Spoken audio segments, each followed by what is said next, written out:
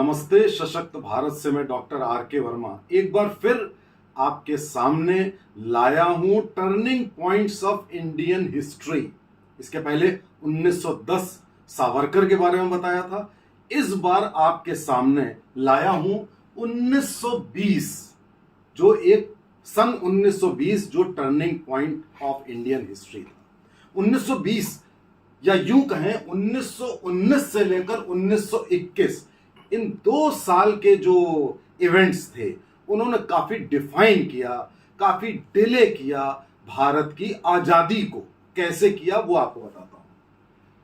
1919 में खिलाफत आंदोलन की शुरुआत हो चुकी थी। खिलाफत आंदोलन आप लोगों को बता दें, खिलाफत ये कोई अंग्रेजों के खिलाफ में नहीं थी, ये तुर्की के जो खलीफा थे उनके सपोर्ट में भारतीय मुसलमानों का एक मूवमेंट था। तुर्की और भारत, मतलब कितनी दूर। और उस समय भारत स्वयं अपनी लड़ाई लड़ रहा था आजाद होने के लिए। और वहां पे क्या शुरू हो गया, वहां पर तुर्की के खलीफा के सपोर्ट में एक आंदोलन शुरू हो गया और उसको खिलाफत का आंदोलन अली ब्रदर्स ने दिया। और जो सबसे बड़े आश्चर्य की बात थी कि इस आंदोलन का साथ दे दिया गांधी जी ने। 1920 में गांधी जी ने 2 काम किए। एक, असहयोग आंदोलन की शुरुआत करी, नॉन कोऑपरेशन मूवमेंट। यह था अंग्रेजों के खिलाफ। और उसी में खिलाफत आंदोलन भी जोड़ दिया। अब उस समय आधी जनता तो इस कंफ्यूजन में थी कि ये असहयोग आंदोलन जो अंग्रेजों के खिलाफ है और जो ये खिलाफत आंदोलन है जो तुर्की के खलीफा के लिए है, इन दोनों में अंतर क्या है, एक आम आदमी नहीं समझ सकता साथियों। ये एक कंफ्यूजन बना। और 1920 में गांधी जी की शर्त थी कि कोई हिंसा नहीं होगी, ये असहयोग आंदोलन पीसफुल होगा, अहिंसक होगा। साथियों क्या हुआ, इस 1919 में जो खिलाफत तुर्की वाला आंदोलन था उससे मुस्लिम लीग पावरफुल हो गई। जब यह महात्मा गांधी 1920 में खिलाफत आंदोलन को हवा दे रहे थे, उस समय मोहम्मद अली जिन्ना उस समय सेकुलर था।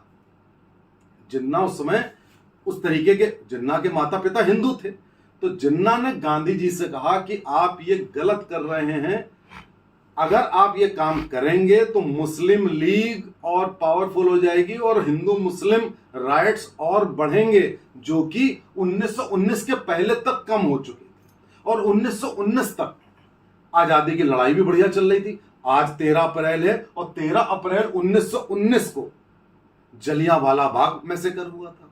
तो वो बहुत बढ़िया एक मूवमेंट चल रहा था। और भगत सिंह भी उस समय बिल्कुल उन्होंने होश संभाला था, एक तरीके से कहा जाए।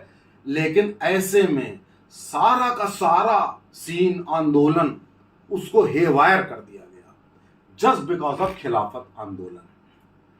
अब जब असहयोग आंदोलन में चौरी चौरा कांड हो गया, चौरी चौरा कांड यह था कि असहयोग आंदोलन में कुछ लोग गए और उन्होंने हिंसा कर दी, 1-2 लोग मर गए, फिर गोलियां चला दी गई, उसमें भी लोग मर गए।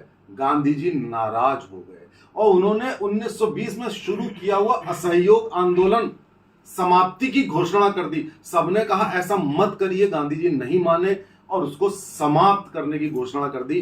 उसका परिणाम यह हुआ कि अंग्रेजों ने 170 लोगों को फांसी की सजा सुना दी। गांधी जी ने तब भी अंग्रेजों के खिलाफ कुछ नहीं किया। और उनके खिलाफ किसने किया? मदन मोहन मालवीय ने। मदन मोहन मालवीय साहब जो हैं, उन्होंने कहा मैं मुकदमा लड़ूंगा, लेकिन कांग्रेस और गांधी जी उनके खिलाफ हो गए। फिर उन्होंने, मदन मोहन मालवीय जी ने इस्तीफा दिया कांग्रेस से, तब इनका केस लड़ा और 170 में से 151 या 52 लोगों को बरी करा लिया, फांसी की सजा माफ करा ली, बाकी लोगों की कम करा ली। बहुत बड़ा अचीवमेंट था जिसका विरोध कर रही थी कांग्रेस और गांधी जी।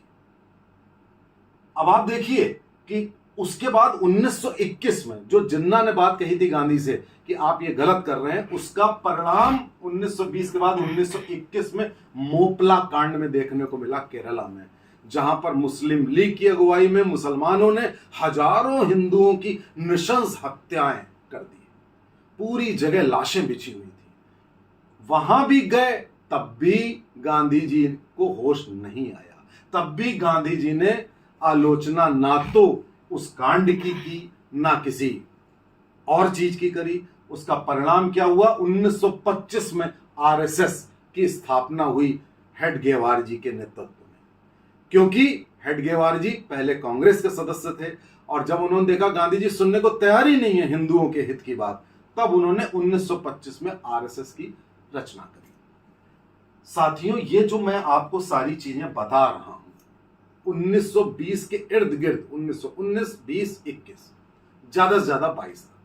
इसका परिणाम यह हुआ कि जो आजादी की लड़ाई का मोमेंटम था, एक मोमेंटम 1910 में सावरकर के जेल जाने से खत्म हुआ, दूसरा मोमेंटम 1920 में खत्म हो गया और 1920 से लेकर 1940 तक साथियों एक दो छुटपुट आंदोलन के अलावा कोई आंदोलन नहीं हुआ। ये 20 साल बर्बाद रहे, केवल वार्ताएं होती रहीं, चुनाव होते रहे, इधर उधर की बातें होती रहीं और आजादी डिले होती गई। तो मैं आपको बता रहा हूं turning points of Indian history, शुरू से बताता चला आ रहा हूं। 1920 भारतीय इतिहास का बड़ा महत्वपूर्ण निगेटिव अध्याय था, जिसके कारण हमें आजादी मिलने से देर हुई, अफरा तफरी हुई और एक जो मिसगाइडेड, हर तरफ से मिसगाइडेड और हिंदू मुस्लिम राइट्स बढ़ते चले गए, उसकी शुरुआत 1919-1920 खिलाफत आंदोलन के बाद हुई। आपको यह जानना बहुत आवश्यक है कि इतिहास के कौन से पल थे जो हमारे लिए अच्छे थे और कौन से पल हमारे लिए नकारात्मक या गलत थे। चैनल को सब्सक्राइब करिएगा। जय हिंद, जय भारत।